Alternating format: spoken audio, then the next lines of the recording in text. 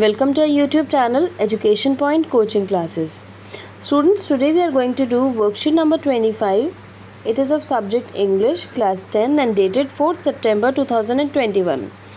And students, for the name of the student and name of the class teacher, the space is provided to you. You will fill these two columns yourself.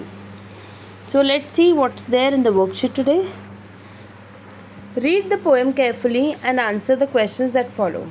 बच्चों, जो आज आपके पास worksheet आई है वो again Robert Frost की poem fire and ice से ही ली गई है.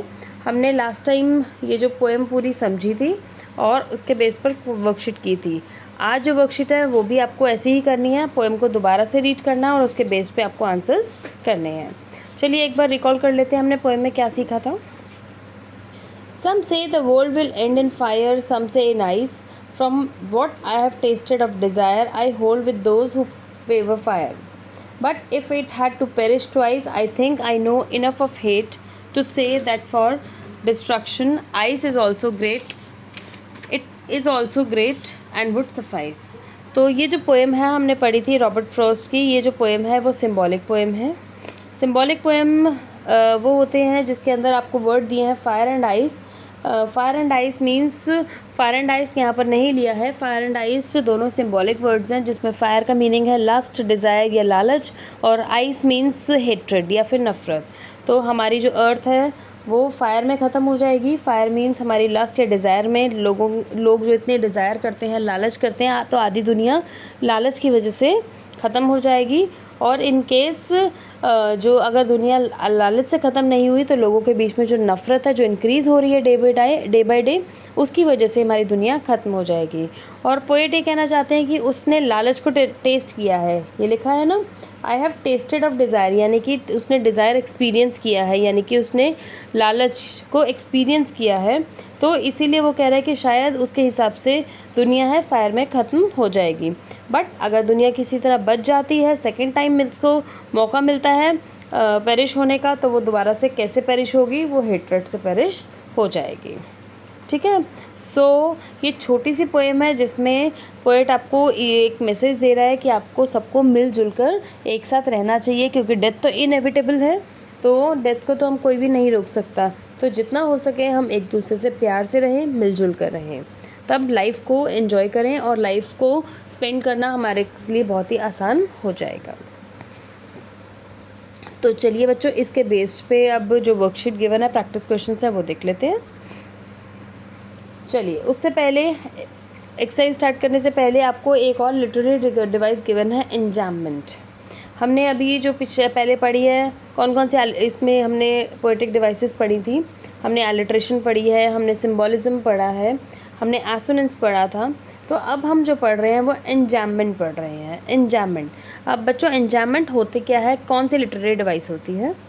The running over of a sentence of phrase from one poetic line to the next without terminal punctuation. जब हम दो लाइन, जैसे यहाँ पर एक एग्जाम्पल दिया है, from what I have tasted of desire I hold with those who favour fire. तो जब ऐसे दो सेंटेंसेस या कोई भी ऐसे सेंटेंसेस दे रखे हैं जिसमें कोई भी पंक्चुएशन का यूज़ नहीं किया गया, एक लाइन के बाद दूसरी लाइन पर जब हम स्ट्रेट फॉरवर्ड मूव कर रहे हैं without any punctuation, so that device is called enjambment. तो वो कौन सी लिटरेरी डिवाइस कहलाती है? एंजाममेंट. अब यहाँ पर देखिए, from what I have tasted of desire, यहाँ पर उसने कुछ भी नहीं लगाया.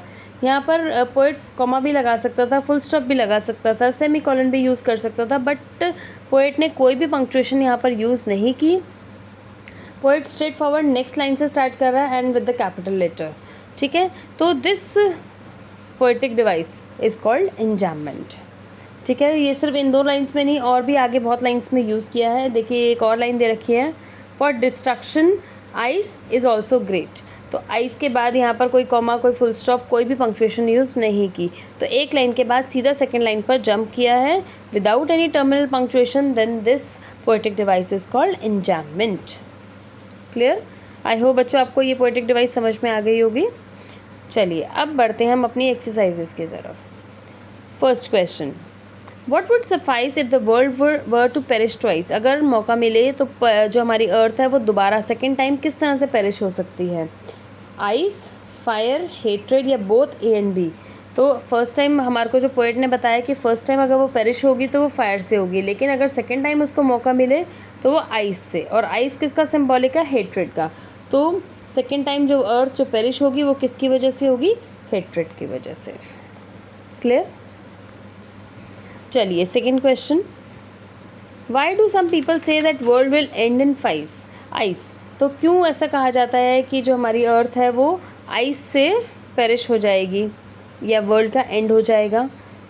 इसके ऑप्शंस देखते हैं। Because love among people is increasing fast, because hatred among the people is increasing fast, because lust among the people is increasing fast, और नन ऑफ अबव।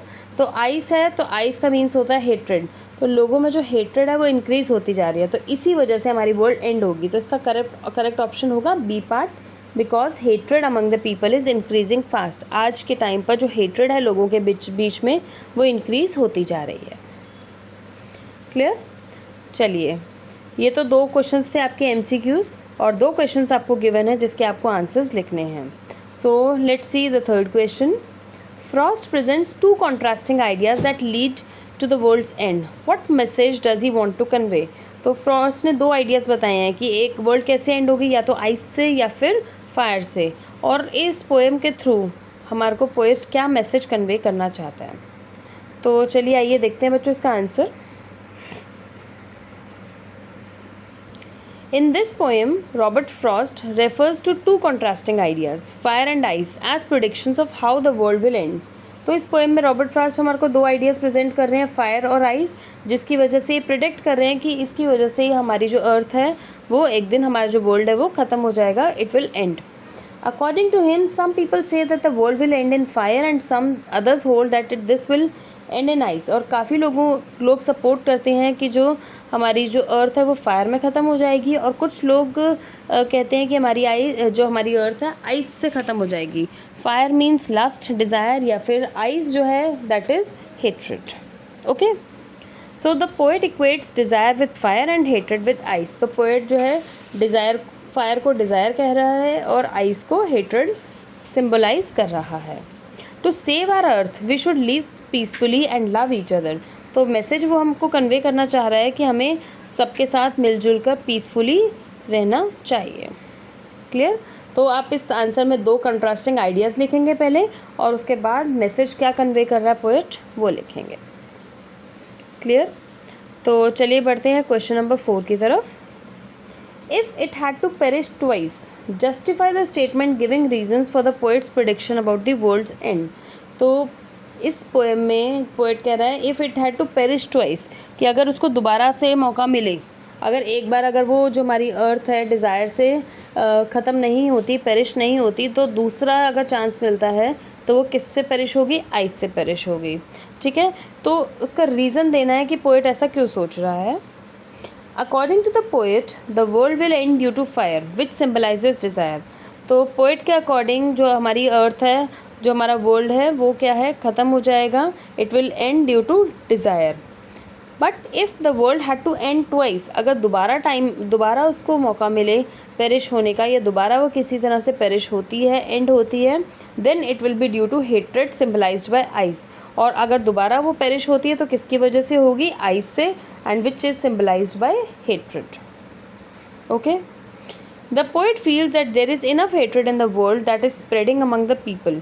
और ऐसा इसने आइस से सिंबलाइज इसलिए किया है क्योंकि आजकल जो टाइम है उसमें लोग जो है एक दूसरे के प्रति बहुत ज़्यादा हेट्रेड फीलिंग रखते हैं, और जो हेट्रेड है वो इंक्रीज़ हो रही है डे बाय डे, जिसकी वजह से जो हमारी अर्थ है एक ना एक दिन बिल्कुल ख़त्म हो जाएगी।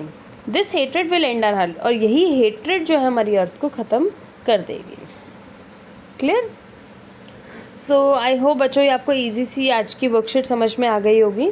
इन केस अगर आपको बच्चों कोई डाउट आता है तो कमेंट सेक्शन में ज़रूर लिख कर बताइए, और वीडियो को लाइक, शेयर एंड सब्सक्राइब ज़रूर करें।